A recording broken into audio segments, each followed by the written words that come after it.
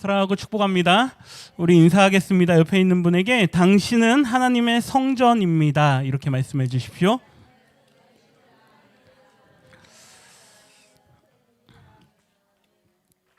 네, 계속해서 3월 한 달 동안 하나님의 제자 훈련은 어떤 것인가 구약의 말씀들을 가지고 함께 말씀을 나누었고 하나님의 제자 훈련은 거룩하게 구별하라라고 하는 것이었죠. 그래서 다시 반복하지만 모든 것들을 거룩하게 하십니다. 날과 백성들, 그다음 제사장들, 그들이 입는 옷들, 그다음에 거룩한 산, 제단, 회막, 그리고 지난주에는 거룩한 성전을 하나님께서 구별하시는 것을 우리가 함께 말씀을 통해 봤습니다.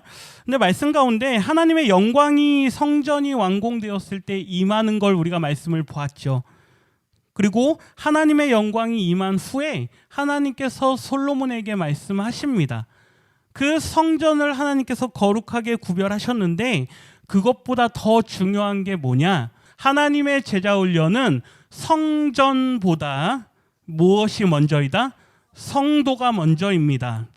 비록 내가 하나님의 성전을 거룩하게 구별하였지만 만일 너가 너의 아버지 다윗과 같이 그의 길로 행하지 않고 말씀을 따라 살아가지 않는다면 내가 비록 거룩하게 한 그 성전일지라도 내가 어떻게 하겠다? 내어 버리겠다. 하나님께는 성전이 먼저가 아니라 뭐가 먼저다? 성도가 먼저입니다.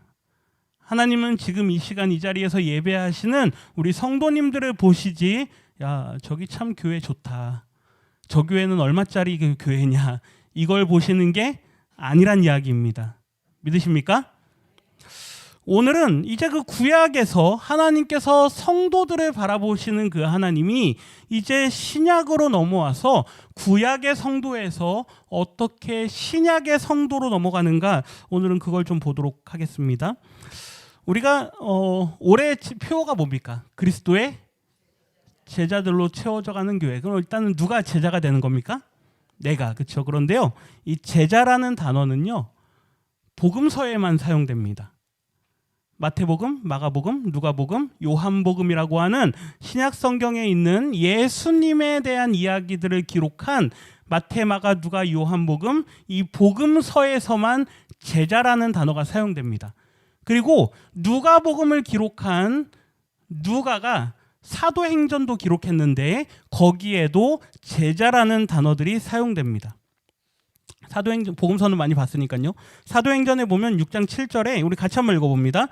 하나님의 말씀이 점점 왕성하여 예루살렘에 있는 제자의 수가 더 심히 많아지고, 말씀이 들어가는 곳에는 예수님이 택했던 12 제자뿐만 아니라 예수님을 믿는 사람들이 점점 많아지는데 그 모든 사람들을 다 누구라고 부릅니까? 제자라고 부릅니다. 이것은 복음서의 언어입니다. 제자라는 단어는 우리가 성경을 읽을 때 구약 성경이 있고 신약 성경이 있는데요. 신약 성경 중에서도 복음서에서만, 그리고 복음서와 연결되어 있는 사도행전에서만 제자라는 단어를 사용합니다. 그러면 실제로 예수님께서 부활하시고 승천하신 이후에 이제 남겨진 사도들, 그리고 그들이 사역을 했던, 그리고 바울까지 이어지는 그 시대에는 뭐라고 불렀느냐라고 하는 걸 우리가 봐야 됩니다. 다시요. 복음서에서는 뭐라고 부르죠? 제자라고 부릅니다. 그런데 실제로 예수님께서 부활 승천하신 이후에 남겨져 있던 제자들은 그들이 뭐라고 불렀느냐라고 하는 걸 우리가 봐야 되는데요.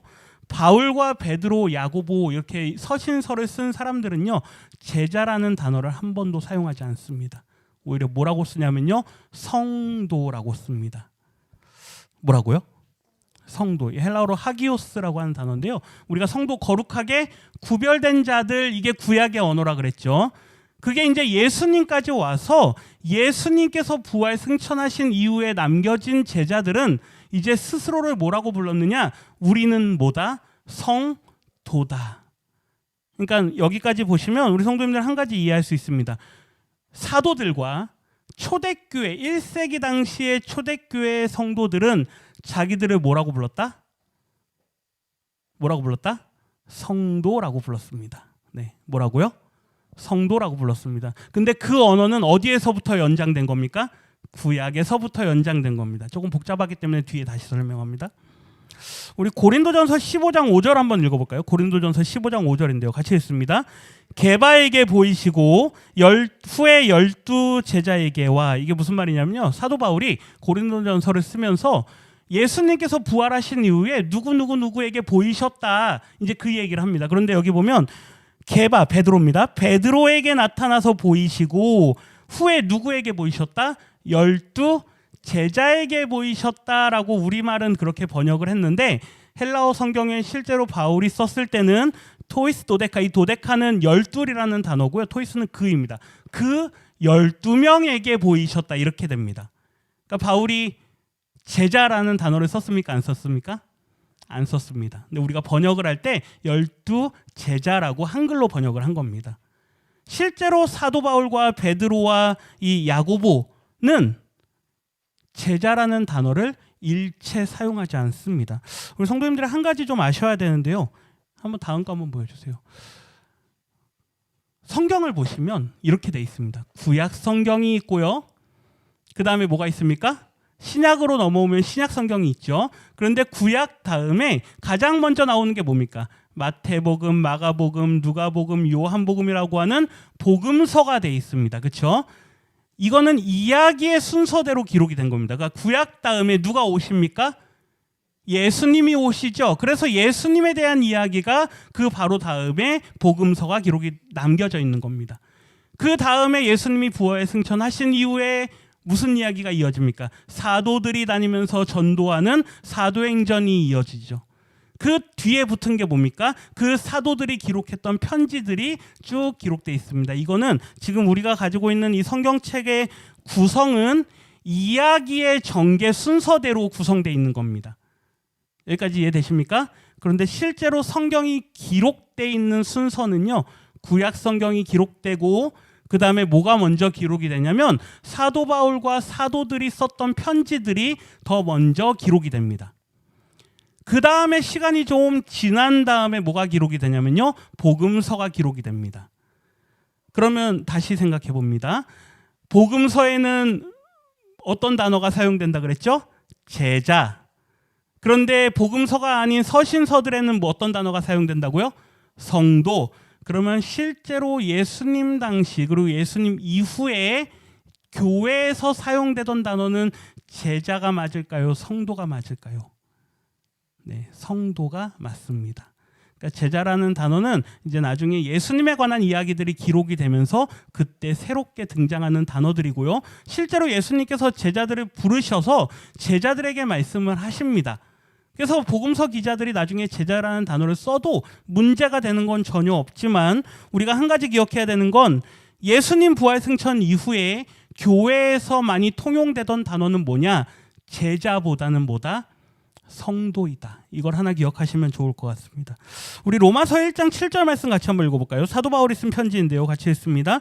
로마에서 하나님의 사랑하심을 받고 성도로 부르심을 받은 모든 자에게 하나님 우리 아버지와 주 예수 그리스도로부터 은혜와 평강이 있기를 원하노라. 아멘. 로마서 1장 7절에 이제 그 로마 교회를 향해서 인사를 하면서 이렇게 이야기합니다. 로마에 살고 있는, 빨간 글씨 보십시오. 하나님의 뭘 받은? 사랑하심을 받은, 그리고 뭐로 부름을 받은? 성도로 부름을 받은. 여기까지만 딱 읽으면요, 우리 성도님들 저와 함께 3월 한 달 동안 봤던 구약의 말씀들이 딱 떠올라야 됩니다. 우리 신명기 33장 말씀 같이 한번 읽어봅니다. 여호와께서 백성을 사랑하시나니 모든 성도가 그의 수중에 있으며 그의 발 아래에 앉아서 말씀을 받는도다, 이거죠. 보십시오. 모든 하나님으로부터 뭘 받는 사람들? 사랑을 받는 사람들. 그리고 뭐로 부름을 받았다? 성도로. 일방적인 하나님의 선택으로 이스라엘 백성들이 성도로 부름을 받았다라고 했습니다. 그런데 사도 바울도 역시 로마 교회 성도들을 바라보면서 하나님께 사랑을 받는 당신들이여, 그리고 성도로 부름을 받은 당신들이여 하면서 편지를 쓰고 있는 것을 볼 수 있죠. 우리 한 군데 더 보겠습니다. 고린도전서 1장 2절인데요. 고린도 교회를 향해서 편지를 했습니다. 같이 했습니다.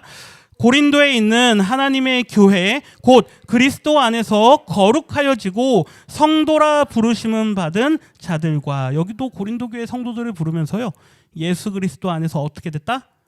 거룩하여졌다. 모든 것을 거룩하게 하시는 하나님의 제자 훈련을 따라 거룩함을 받은, 구별된 이 말이죠. 그래서 그들을 뭐라고 부른다? 성도라 부르심을 받은 고린도 교회 성도들이요, 이렇게 말하는 거죠. 다시 말씀드리지만 제자라고 부르는 것과 성도는 어떤 말이다? 같은 말이다. 기록된 시기가 다르기 때문에 단어가 바뀐 거지, 구약에서부터 이어지는 예수님과 예수님 이후에 남아있는 사도들은 구약의 언어를 그대로 사용하여서 뭐라고 불렀다? 성도라고 불렀다라는 걸 이해하시면 좋을 것 같습니다. 이 헬라어로 칼레오라고 하는 단어가요, 이게 부르다라는 단어입니다. 부르다. 그래서 우리가 교회를요, 에크는 밖으로라는 단어고요, 칼레오는 부르다. 그래서 에클레시아라는 단어가 교회라는 단어입니다. 하나님께서 이스라엘 백성들을 애굽에서부터 어떻게 하셨죠? 밖으로 불러내셨죠. 그래서 그들을 밖으로 불러내셔서 이스라엘이 교회가 되는 겁니다. 우리 모든 성도님들도 세상 가운데 있었지만 성도님들을 밖으로 불러내어서 이곳으로 부르셨습니다. 그래서 우리가 뭐가 되는 겁니까? 교회가 되는 거죠. 교회는 부름받은 사람들이 모인 곳을 이야기합니다. 다시요. 교회는 건물을 우리가 교회라고 이야기하지만 그거는 세상 사람들에게 편하게 얘기하기 위해서 교회 저기 있는 저 교회 이렇게 얘기하는 거지, 정확한 의미로는 이 안에 있는 우리 성도님들이 다 뭐입니까? 교회입니다. 다른 말로 하면 성도다. 그래서요, 그 교회를 향해서 사도 바울이 이렇게 얘기를 합니다. 우리 에베소서 4장인데요. 에베소서 4장 1절부터 말씀을 우리 같이 한번 읽어봅니다. 그러므로 주 안에서 갇힌 내가 너희를 권하노니 너희가 부르심을 입은 부름에 합당하게 행하여. 아멘. 당신들은 하나님께로 부름을 받은 사람들입니다. 세상에 있었지만, 이방인들 가운데 있었지만 하나님께서 택하셔서 거룩한 성도로 부르셨습니다. 그냥 교회에 나왔다고 해서 그냥 나는 교회 다니는 사람이다, 이게 아니란 이야기죠. 우리는 다 누구다? 하나님께서 불러낸 사람들이다. 그런데요, 그 부름에는 합당한 태도와 자세가 있다라는 걸 사도 바울이 이야기를 합니다. 우리 3절 말씀 같이 읽어봅니다. 평안에 매는 줄로 성령의 하나 되게 하신 것을 힘써 지키라. 아멘. 아무래도 다양한 사람들이 모였기 때문에 초대교회 당시에도요, 교회로 부름받은 사람들 안에 유대인도 있고 헬라인도 있고 다른 여러 민족들이 다 섞여 있었기 때문에 그들의 마음이 같았을까요? 달랐을까요? 다를 수밖에 없었습니다. 여러 가지 문제로 늘 의견이 충돌이 일어나고 여러 가지 문제로 늘 교회가 시끄러웠습니다. 그게 여러 편지들을 바울이 썼던 이유이기도 합니다. 이 빌립보 교회도 마찬가지죠. 그런데 바울이 이렇게 합니다. 평안에 매는 줄로 성령의 하나 되게 하신 것을 힘써 지키라. 교회 안에서 분란이 일어나고 문제가 발생할 수 있는데 그럼에도 불구하고 그 문제를 성령의 하나 되게 하신 은혜로 아름답게 해결하십시오라고 이야기하는 거죠.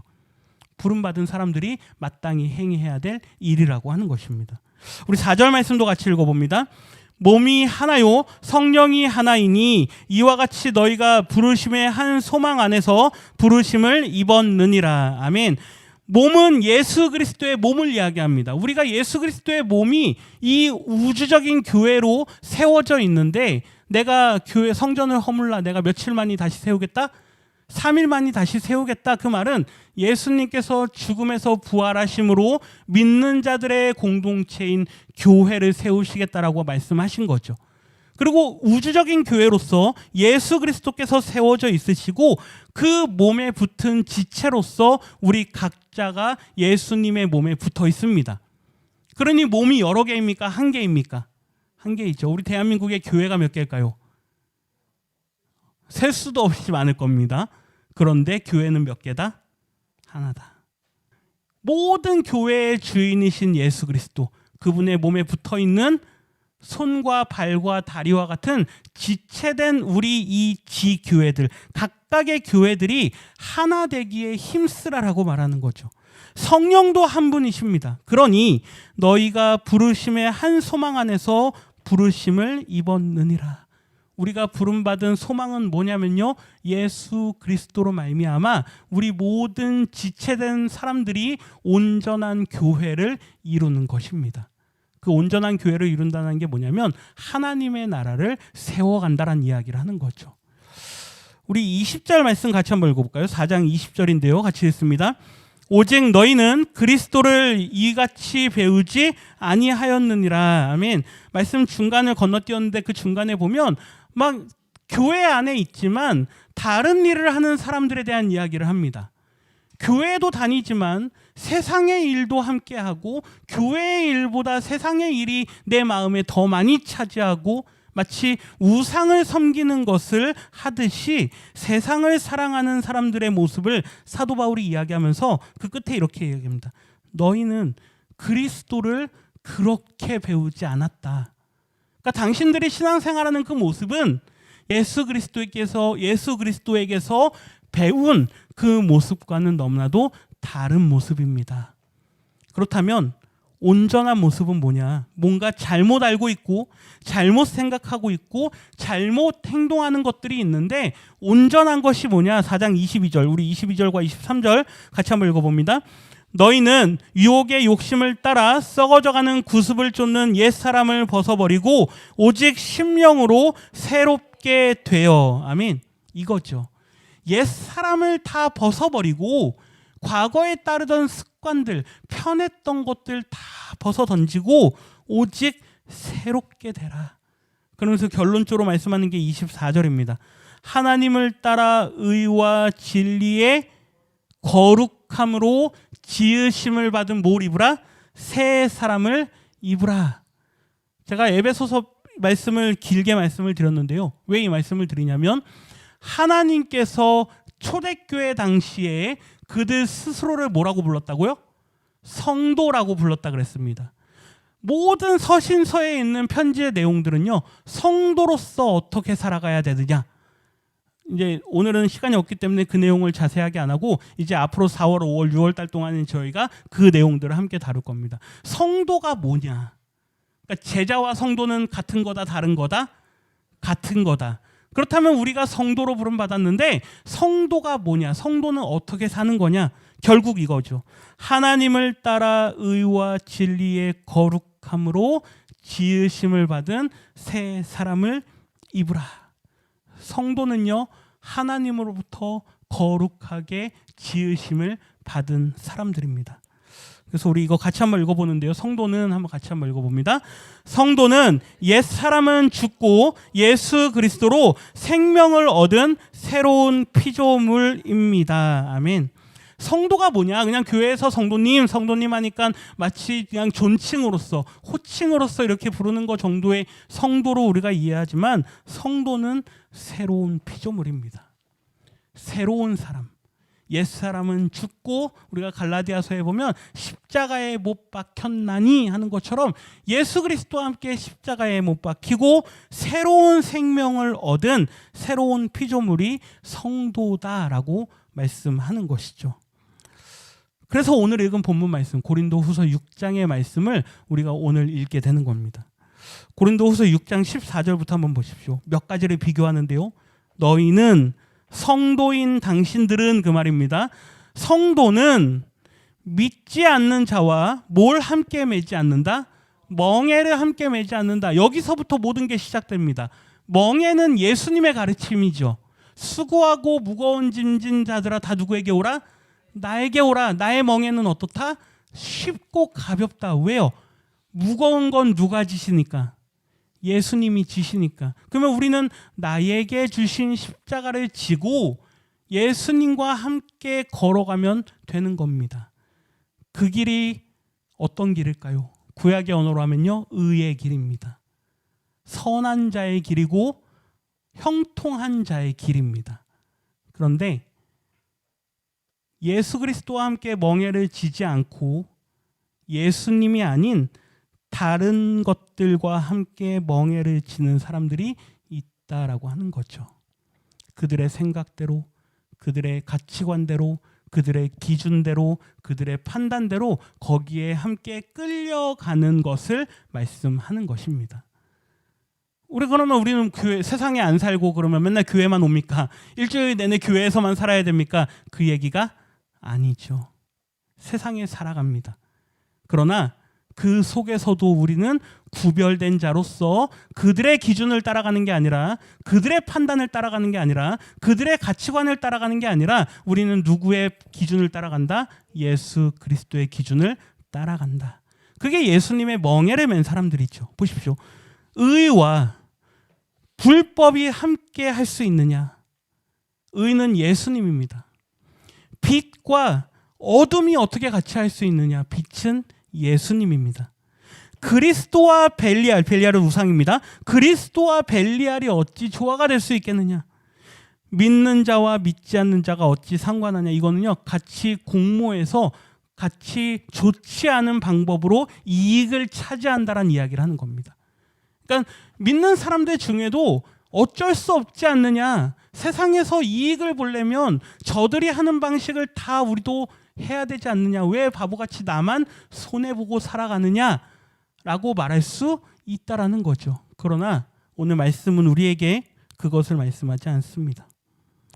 자세한 얘기는 우리가 나중에 더 보게 될 거니까요. 그러면서 16절인데요. 우리 16절 상반절 말씀 같이 읽습니다. 하나님의 성전과 우상이 어찌 일치가 되리오. 여기까지입니다. 하나님의 성전과 우상이 어떻게 일치가 될 수 있겠느냐? 우리는 다보다 살아계신 하나님의 성전입니다.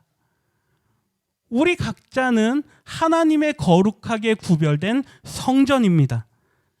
그러면서 16절에 구약의 이야기를 합니다. 16절 하반절에 보면 하나님께서 이르시되 내가 그들 가운데 거하며 주를 행하여, 빨간색 글씨 같이 있습니다. 나는 그들의 하나님이 되고 그들은 나의 백성이 되리라. 이거 우리가 많이 봤던 구약의 말씀이죠. 하나님께서 이스라엘을 왜 구원하셨느냐? 왜 애굽에서 그들을 끌어내셨느냐? 나는 그들의 하나님이 되기 위해서. 그러면 너희들은 나의 백성이 되어야 되는데, 나의 백성이 되기 위해선 너희들이 어떻게 해야 된다? 거룩해야 된다. 왜요? 내가 거룩하기 때문에. 이게 하나님의 제자훈련이라 그랬죠. 그래서 17절 말씀에 보면요, 이렇게 말합니다. 빨간색 글씨만 보십시오. 너희는 그들 중에 나와서 어떻게 하라? 따로 있고. 이게 무슨 말일까요? 따로 구별하라. 어떻게 되라? 거룩하여 지라라고 말하는 거죠. 그들 중에 나와서 따로 있으라. 이 말은 너희는 거룩한 자로서 구별되어 지라라고 말씀합니다. 우리 18절 같이 읽겠습니다. 너희에게 아버지가 되고 너희는 내 자녀가 되리라. 전능하신 주의 말씀이니라 하셨느니라. 아멘. 사도 바울이 성도들을 향해서 당신들은 거룩하게 구별된 하나님의 백성입니다. 그리고 하나님께서 따로 구별하신 것처럼 당신들 각 사람이 성전입니다. 그러니 스스로를 거룩하게 구별하십시오. 지난주 말씀 그대로죠. 하나님의 제자훈련. 성전보다 뭐가 먼저입니다? 성도가 먼저입니다. 이 말이요, 자꾸 오해하시면 안 되는데요, 성전이 중요하지 않다 그 말이 아닙니다. 성전 중요하죠. 하나님께서 거룩하게 하신 율법도 중요하고요, 하나님께서 거룩하게 하신 모든 것들이 다 중요합니다. 그런데 그 모든 것들이 다 무엇을 위한 것이냐? 우리 성도를 위한 것이다 라고 하는 것이죠. 오늘 하나님께서요, 이 사도 바울을 통해서 우리에게 말씀하시는 것은요, 성도가 곧 뭐다? 성전입니다. 성전이 중요하죠. 그런데 그것보다 더 중요한 건 뭐다? 성도이다. 왜요? 성도가 곧 뭐이기 때문에? 성전이기 때문에. 복잡하십니까? 네, 복잡할 수 있습니다. 굉장히 신학적인 내용이 많이 들어가 있죠. 그럼에도 불구하고 우리가 이해할 수 있는 건 이 성도라고 하는 말 안에 이 모든 것들이 구약 안에서부터 계속해서 녹아져서 여기까지 왔기 때문이죠. 한번 보십시오. 한자로 보면요, 성도는 거룩할 성자의 무리 도자입니다. 그러니까 이걸 쉽게 말하면 구별된 사람들, 이제 성경을 좀 배우고 구약에 대한 말씀들을 좀 이해하신 분들은 성도는 구별된 사람들이구나 이렇게 말씀할 수 있을 겁니다. 제가 이 말씀을 준비하다가요, 우리 국어사전에는 도대체 성도를 어떻게 기록했길래 우리 성도님들이 성도라는 단어를 마치 계급에서 성도는 그냥 평민, 그 다음에 집사, 권사 이렇게 계급처럼 왜 생각을 하는지 한번 사전을 봤습니다. 우리 표준 국어 대사전에 성도를 이렇게 기록합니다. 성도, 기독교 신자를 높여 이르는 말. 국어 사전을 바꿔야 될 것 같습니다. 네. 제가 이걸 보면서요, 세상 사람들이 성도라는 단어를 이렇게 이해하고 있구나. 그리고요, 교회에서 제대로 가르쳐주지 않으면 세상 사람들처럼 우리 교회 신자들도 성도라는 단어를 그저 호칭 정도로, 그렇죠? 저분이 권사님인가 집사님인가 잘 모를 땐 뭐라고 부른다? 성도라고 부른다. 이런 정도로 우리가 성도라는 단어를 알고 있는 게 아닌가. 그런데 영어 사전에 보면요, follower of Christ, 예수를 뭐 하는 사람? 따르는 사람. 그게 뭡니까? 제자, 크리스찬, 뭡니까? 예수의 사람, 제자죠. 영어로는 아주 심플하게 설명을 합니다. 그런데 우리말의 성도는요, 기독교인을 부를 때 어떻게 해요? 높여서 부르는 호칭 정도로 생각을 한다는 이야기죠. 다릅니다. 성도는 호칭도 아니고요, 성도는 높여드리는 말도 아닙니다. 하나님께서 우리를 거룩하게 구별하였다라고 하는 우리의 정체성이 뭐냐? 성도입니다. 아멘이십니까? 성도는 정체성입니다. 표현이 아니고 호칭이 아니라 나는 거룩하게 구별된 그리스도의 제자입니다 라고 하는 게 성도라는 단어가 갖고 있는 의미라고 하는 것이죠. 우리 같이 한번 저를 한번 따라해 주시겠습니까? 나는 거룩하게 구별된 예수의 제자입니다. 그게 뭐다? 성도다. 이렇게 이해하셔야 성도라는 단어를 제대로 이해하시는 거죠. 그래서 사도 바울이 고린도전서에서 이렇게 이야기합니다. 우리 3장 16절과 17절을 읽고 마치는데요. 같이 읽습니다.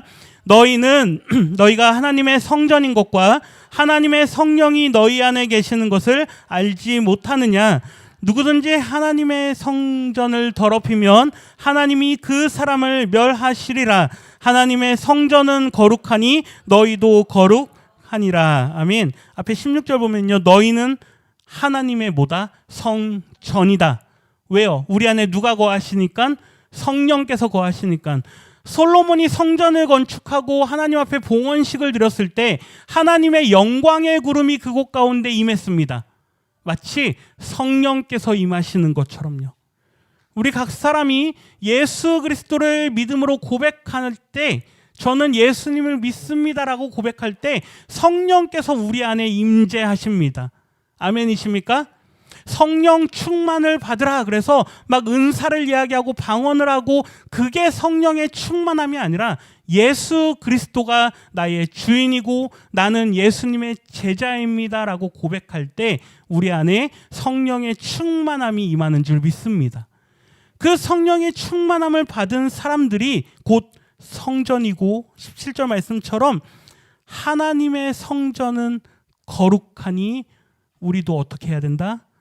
거룩하라 라고 말씀하는 게 오늘 말씀의 결론입니다. 우리 각 사람은 거룩하게 부름받은 하나님의 백성인 줄 믿습니다. 그걸 두 글자로 하면 복음서에서는 뭐라고 한다? 제자라고 하고요. 바울과 다른 사도들은 그걸 뭐라고 불렀다? 성도라고 불렀다. 이 정도 대답하실 수 있으면 아주 수준이 높은 성도님들이신 줄 믿습니다. 이 한 주간 하나님, 저는 예수님의 제자입니다. 곧 저는 하나님의 거룩한 백성입니다. 이렇게 기도하시면서 이 한 주간도 하나님의 뜻을 따라 살아가실 수 있는 우리 모든 성도님들 되시기를 주님의 이름으로 축원합니다.